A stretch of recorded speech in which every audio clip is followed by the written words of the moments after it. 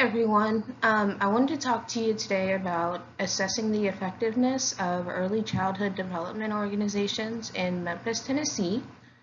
As you know, the period of time in a child's life between ages 0 and 3 is critical for brain development and can have some pretty long-lasting effects on an individual's life.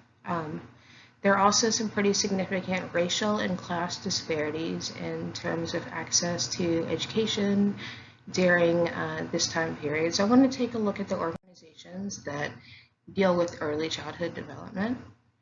My target population is kids age 0 to 3, and for this project I'll be interviewing key organizations that work with this population in order to determine unmet needs. For this presentation, I am going to discuss my data collection. I'll also discuss my findings, my recommendations that I have for the organizations that I interviewed, and I will also do some reflection about my experience. So for this project, I interviewed representatives from 3 organizations.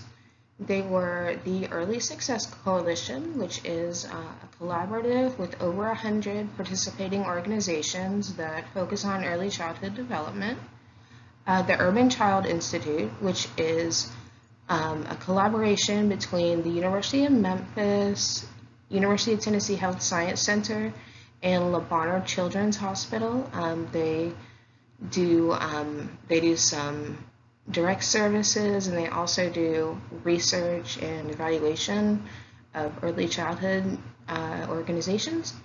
And also Shelby County Books from Birth, which is an organization that delivers books to new moms so that they can read to their child between ages 0 and 3. The data collection consisted of 20 to 30-minute interviews on Zoom or Skype. Each agency representative was asked the same 12 questions. The questions focused on the strengths and weaknesses of the community, unmet needs, and also outcome measures in these organizations. As far as the strengths of the community, most of the agency representatives overwhelmingly agreed that the families they worked with were very hardworking, very resilient, dedicated to improving the lives of their kids. And as far as challenges go, Memphis is one of the poorest cities in the nation, and a lot of individuals report having low access to resources. Transportation and housing are especially challenging for many individuals served.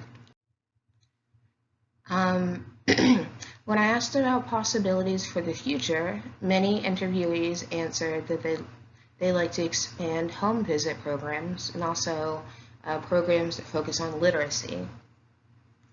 All of the agency representatives also expressed the need for more Spanish-speaking staff to work with families, and agency representatives also mentioned that they had positive feedback from kids and families. My recommendations are that these organizations expand their home visit programs. These programs are quite popular. Participants really enjoy them, and they also serve the dual purpose of helping individuals without access to housing or transportation because the provider comes directly to them.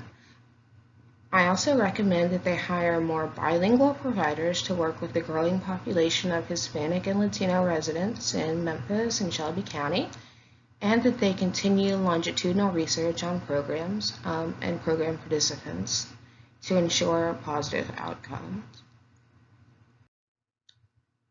And I will gather this information into a report and email it to the agency representatives of each organization that I interviewed. And that report will include the findings as well as suggested recommendations. I really enjoyed this project, and I felt that the reasons it was successful were that I interviewed both collaboratives and partner organizations, so I got a lot of interesting feedback. I also had very short, clear communication with agency representatives. My emails were always clear and direct with what exactly I was asking.